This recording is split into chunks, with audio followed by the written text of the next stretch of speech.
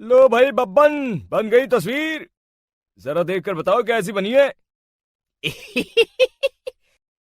अरे भाई मोहन, मेरी सलाह मानो तो तुम रहने ही दो।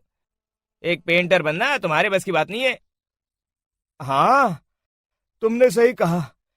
मुझे भी कुछ ऐसा लगता है। खैर, आज शाम की गाड़ी से मैं शहर वापस जा रहा हूँ। कुछ जरूरी काम आ गया है। शहर से वापस आने के बाद तुमसे मिलता हूँ। मोहन अपने घर के दरवाजे पर ताला लगा देता है और वहां से चला जाता है। फिर उसी रात अचानक तेज हवाएं चलने लगती हैं। चारों तरफ डरावना माहौल बन जाता है। तभी मोहन की बनाई हुई पेंटिंग की वो औरत एक खतरनाक चुड़ैल में बदल जाती है और पेंटिंग से बाहर आ जाती है।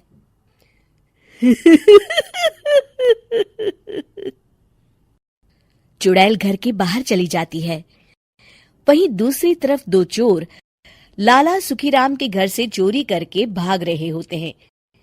दोनों भागते भागते गांव के चौराहे के पास पहुंच जाते हैं। तभी अचानक वो चुड़ैल उन दोनों के सामने आ जाती है।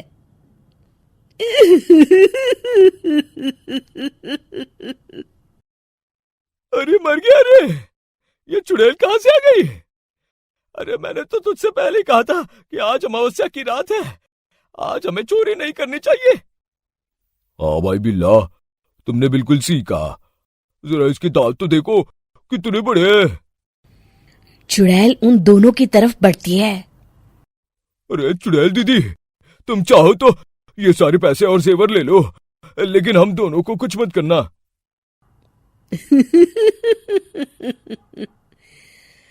पैसे और जेवर के लालच में तुम इंसान बिकते हो, हम चुड़ैल नहीं। तभी चुड़ैल उन दोनों चोरों को पुतले बना देती है।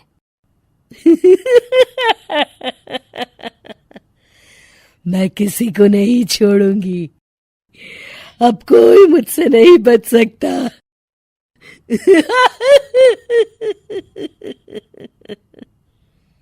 चुड़ैल अपने अगले शिकार की खोज में वहां से चली जाती है। गांव की दूसरी ओर जाने पर चुड़ैल को हरिया, बिरजू और बब्बन दिखाई देते हैं। आज संडे है, आज कपिल शर्मा शो देखने का दिन है। जोर से बोलो। आज संडे है। मैंने नहीं सुना। आज संडे है। आज कपिल शर्मा देखने का दिन है। हाँ, ये हुई ना बात। अरे ये कपिल शर्मा कौन है जो ये लोग उसे देखने के लिए इतने उतावले हुए जा रहे हैं? खैर, मुझे क्या, मैं अभी इन दोनों को मसाज चखाती हूँ। चुड़ैल तेजी से उड़कर उन तीनों के सामने आकर खड़ी हो जाती है।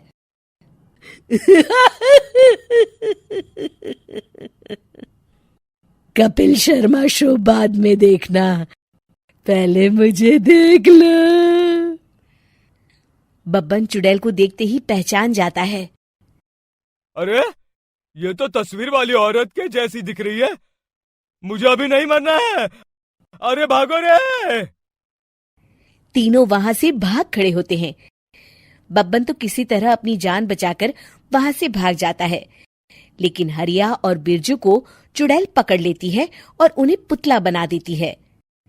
फिर चुड़ैल बब्बन को पकड़ने के लिए उसका पीछा करती है, लेकिन बब्बन उसे कहीं नहीं दिखाई देता। अरे वो मोटा तो बड़ा तेज भागता है, शायद उस तरफ गया होगा। बब्बन एक दीवार के पीछे छुपकर बैठ जाता है और चुड़ैल उसके सामने से आगे निकल जाती है। बाल बाल बच गया। अगली सुबह बब्बन सभी गांव वालों को सारी बात बता देता है। फिर उस चुड़ैल के डर से रोज शाम होते ही पूरे गांव में सन्नाटा छा जाता था और कोई भी अपने घर के बाहर नहीं निकलता था। अरे ये क्या हो गया? इतनी देर से घूम रही हूं, अभी तक एक भी आदमी नहीं मिला। अरे कहाँ मर गए सबके सब? चुड़ैल वहां से चली जाती है। इस तरह कुछ दिन बीत जाते हैं। फिर एक दिन मोहन गांव वापस आता है। बब्बन उसे बताता है कि उसकी बनाई तस्वीर से एक चुड़ैल बाहर आ गई है। मोहन समझ जाता है कि ये कोई आम कागज नहीं है। वो जो भी उस कागज पर बनाएगा वो असलियत का रूप ले लेगा। अरे मोहन भाई, अब तुम क्या करने वाले हो? मेरे पास एक बहुत बढ़िया तरकीब है। मैं इस कागज पर उस चुड़ैल की एक ऐसी तस्वीर बनाऊंगा जिसमें वो तपती धूप के नीचे खड़ी दिखाई देगी, और फिर जैसे ही सवेरा होगा वो चुड़ैल इस कागज से निकलकर बाहर चली जाएगी और सूरज की तेज धूप में जलकर राख हो जाएंगी। मोहन बिल्कुल वैसे ही तस्वीर बना देता है और जैसे ही सवेरा होता है वो चुड़ैल कागज से निकलकर बाहर धूप में चली जाती है और सूरज की गर्मी बर्दाश्त नहीं कर पाती और जलकर राख हो जाती है।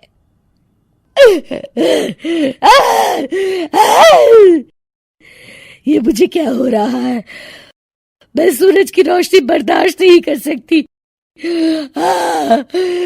मेरा पूरा शरीर जल रहा है। और इस तरह चुड़ैल के जलते ही पुतले बने सभी लोग पहले की तरह इंसान बन जाते हैं।